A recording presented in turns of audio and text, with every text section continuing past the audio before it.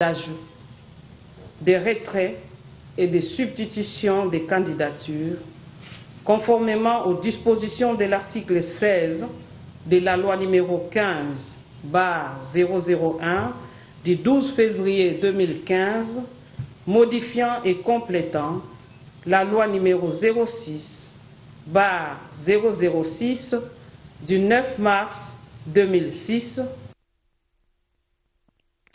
C'est un bilan reluisant qu'a dressé jeudi à Kinshasa Alphonse Ngoïka Sangui de sa gestion du Kasaï oriental. Le gouverneur a passé en revue les différentes réalisations dans tous les aspects de la vie nationale.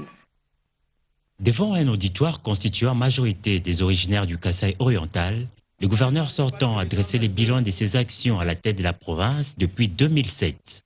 Sur le plan politique, Ngoïka Sangui se félicite de la décrispation de la situation. Il y en a qui disent que nous avons muselé l'opposition, etc. Non, l'opposition existe. Dans ces images, vous verrez qu'on a favorisé le plus possible le dialogue.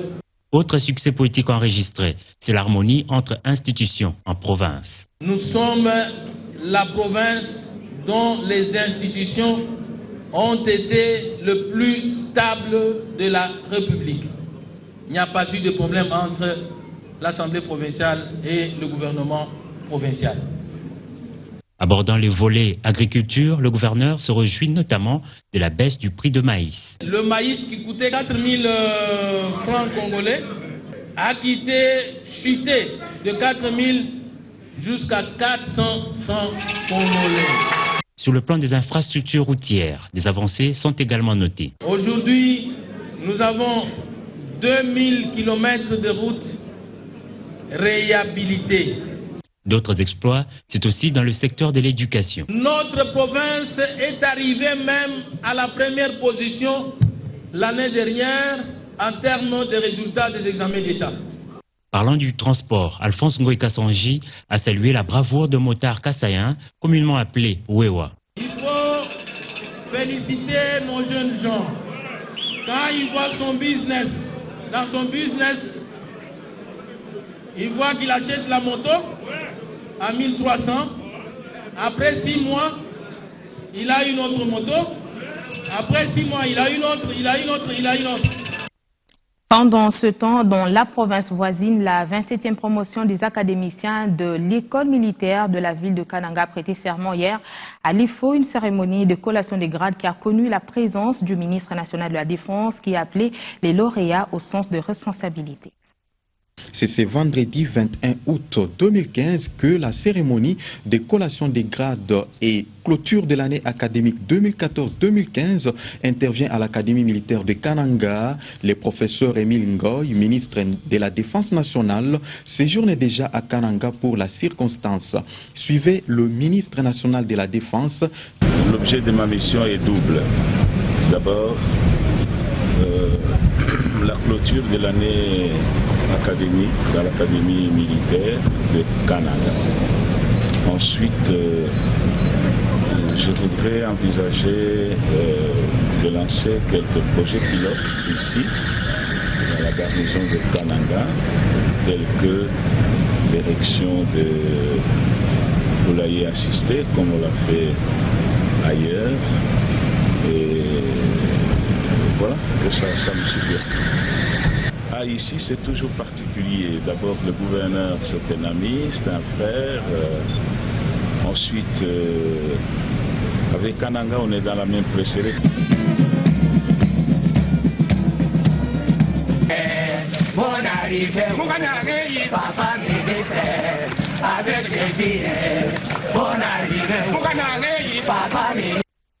D'ici quelques jours, la ville de Goma abritera le concours des artistes et peintres chrétiens, un événement qui porte la signature du Centre culturel chrétien.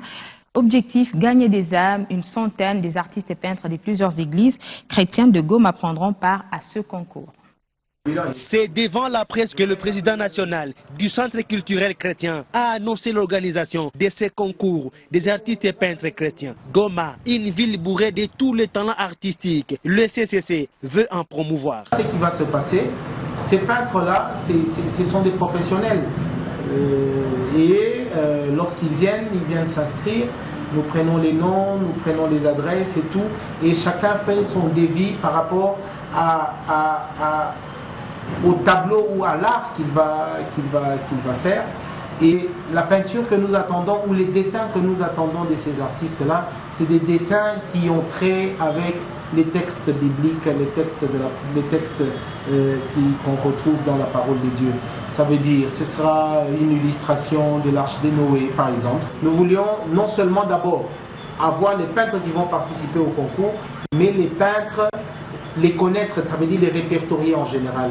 Au niveau de la ville, combien d'artistes et peintres nous avons et ils viennent de combien des églises.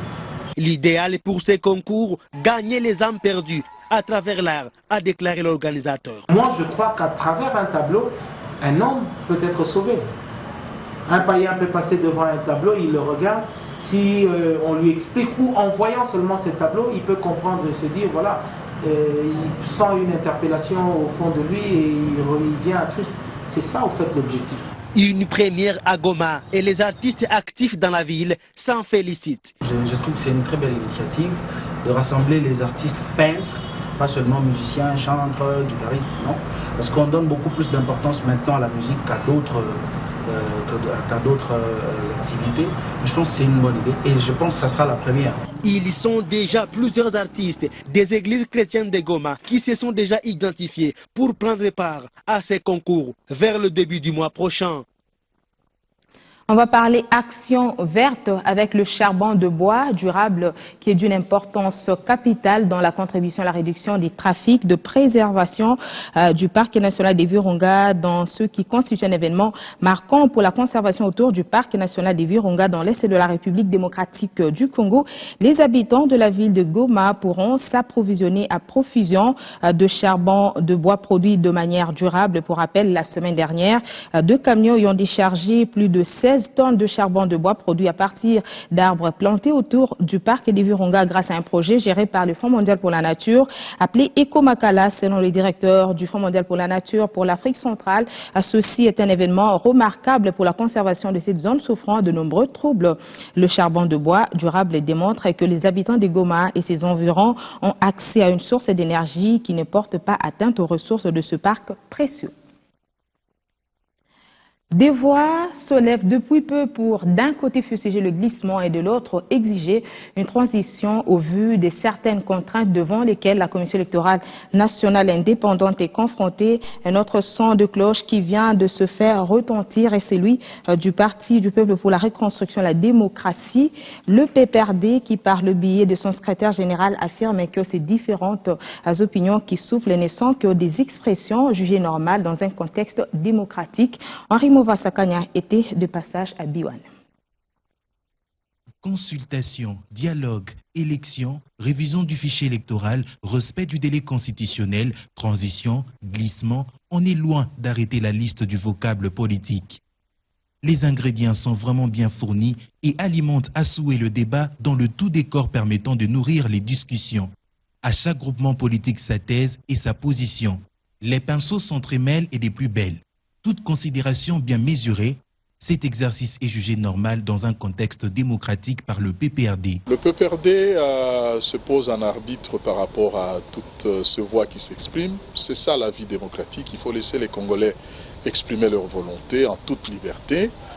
Le PPRD a son initiateur aux commandes du pays qui ne devrait pas se distraire de toutes les discussions dans la classe politique. Et donc nous nous en tenons d'abord à finir ce mandat, mais il s'avère que face à certaines difficultés, 2 voix s'élèvent pour constater qu'il y a un besoin de recalibrage ou de redimensionnement du mandat présidentiel. Le PPRD devra se décider de se prononcer lorsque, parce que parti du peuple, le peuple congolais se sera déterminé dans toute sa souveraineté parce que c'est lui qui fait et défait tout ce qui se passe dans ce pays. Quant aux contraintes auxquelles est confrontée la Commission électorale nationale indépendante et pour lesquelles une certaine opinion juge le calendrier tel que présenté irréaliste, Henri Mouvasakani propose le dialogue. L'intelligence humaine nous oblige maintenant de voir dans quelle mesure cela reste possible tout en respectant la Constitution, mais tout en étant réaliste pour que ce que nous avons fait nous-mêmes de façon consensuelle pour le salut de la nation, nous puissions le défaire si nécessaire afin que nous ayons la meilleure formule possible pour que les élections ne soient pas à la base de l'instabilité, à la base de la guerre, à la base du recul économique, à la base des choses négatives. Donc tout cela mérite quand même que la classe politique se mette ensemble et discute. D'où le besoin d'un dialogue indispensable, incontournable face à cette dichotomie. Tout compte fait, l'important est de s'y rassurer de la sanction du souverain primaire le moment venu. Un mot sur les infrastructures routières à Kinshasa, l'avenue Marine, dans le quartier UPN, commune de Ngalema, fera bientôt peau neuve. Des travaux d'asphaltage de la chaussée y sont entamés. Ils sont exécutés par l'Agence congolaise des grands travaux. Nos reporters en ont fait le constat. Sur l'avenue Marine, à quelques enclavures de l'arrêt UPN dans la commune de Ngalema, les tracteurs de l'Agence de grands travaux sont en service. Cette route délabrée depuis de nombreuses années devra revêtir très bientôt sa plus belle robe. Des part et d'autres sont érigés de caniveaux d'évacuation d'eau. Même si les ouvriers ont préféré garder le silence, la parole a été accordée aux usagers de ce tronçon. C'est bien parce que les caniveaux vont contribuer à la lutte contre les érosions. Ils vont conduire les eaux des pluies jusqu'à la rivière de Kalamou afin d'éviter les destructions de routes. De l'autre côté, les vendeuses du coin se plaignent des conditions de vente devenues plus difficiles. Ils construisent ces biens, mais en attendant, ça nous dérange parce que nous ne vendons plus aussi bien qu'avant. Les conducteurs de taxi ou encore de moto, par contre, insistent sur la rapidité dans l'exécution de travaux. On est content. 3 mois après l'achat d'une moto, il fallait en racheter une seconde à cause de conditions de route. Nous félicitons le gouvernement. Le problème est qu'il faut le suivi de travaux sur la quantité de goudron à mettre pour éviter les destructions de routes plus tard.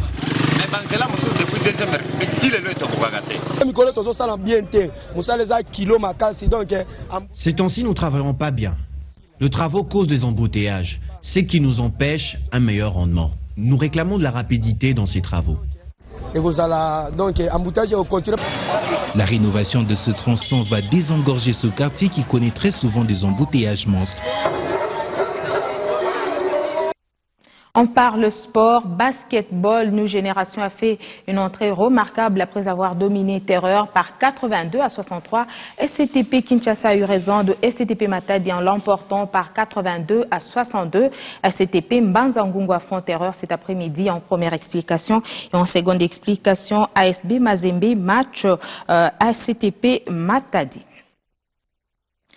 Le week-end sera décisif pour le seul club congolais engagé dans la compétition africaine de football. Le tout-puissant Mazembe de Lubumbashi affronte Al Hilal d'Omdurman du Soudan à Khartoum ce dimanche. Un match comptant pour la 5e journée de la phase des groupes de la Ligue des champions africaine saison 2014-2015. Je vous propose de suivre le bilan statistique présenté dans ce reportage de Patrick Osomba. Le bilan du tout-puissant Mazembe de la capitale du cuivre dans cette phase du groupe de la Ligue de champions africaine saison 2014-2015 est encourageant. Après 2 matchs nuls vierges à la première et deuxième journée face à Al Hilal du Soudan à Lubumbashi et devant Maghreb Tessouane du Maroc, le Corbeau se comporte plutôt mieux. Cette incursion de Boateng. Ouh, Jonathan, c'est super! Également victorieux à la 3e et 4e journée devant les Égyptiens de Soumaha à l'aller comme au retour, débute à Brosse en Égypte et une courte victoire sous le score étriqué d'1-0 au stade de Kamalondo, permettant ainsi aux hommes de l'ancien sélectionneur du Mali, le français Patrice Carteron, de consolider sa première place au classement partiel avec 8 points. Une victoire éventuelle ce dimanche du match comptant pour la 5e journée face à Al Hilal du Soudan qualifierait le champion d'Afrique 2010 aux demi-finales. Un résultat contraire qui risque de compromettre toute chance de Mazembe de finir en tête du groupe. Jouer à Khartoum, un déplacement plutôt pas facile, étant donné que les Soudanais ont perdu leur dernier match face à Maghreb Tessouane, qui leur avait brûlé la politesse alors qu'ils le recevaient dans leurs propres installations. Deuxième au classement avec 5 points dans sa jubessière, Al Hilal tentera de faire tomber les Louchois pour maximiser ses chances de qualification en demi-finale.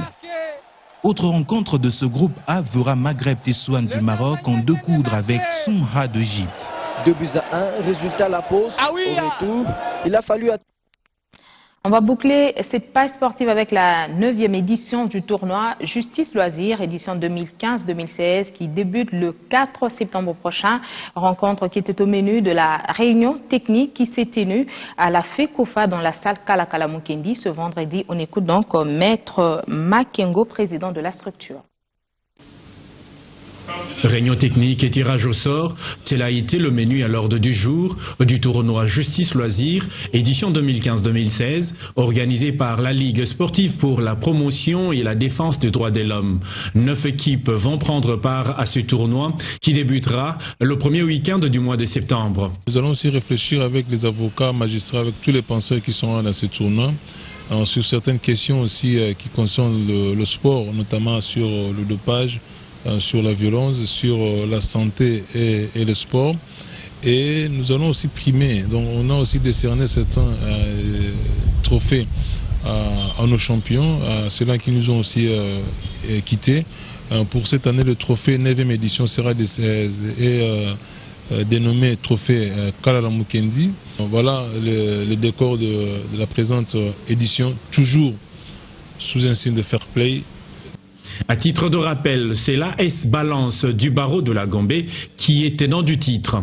Le match d'ouverture opposera l'AS Balance au FC Ordre d'arrêt provisoire. La seconde rencontre mettra aux prises le parquet général de la République à l'équipe de Duralex Sedlex. Plusieurs prix sont mis en jeu et l'édition actuelle sera dédiée à Fekalala Mukendi. Merci de votre fidélité, madame, messieurs. C'est la fin de cette édition du journal. L'actualité continue www.bone-tv.com.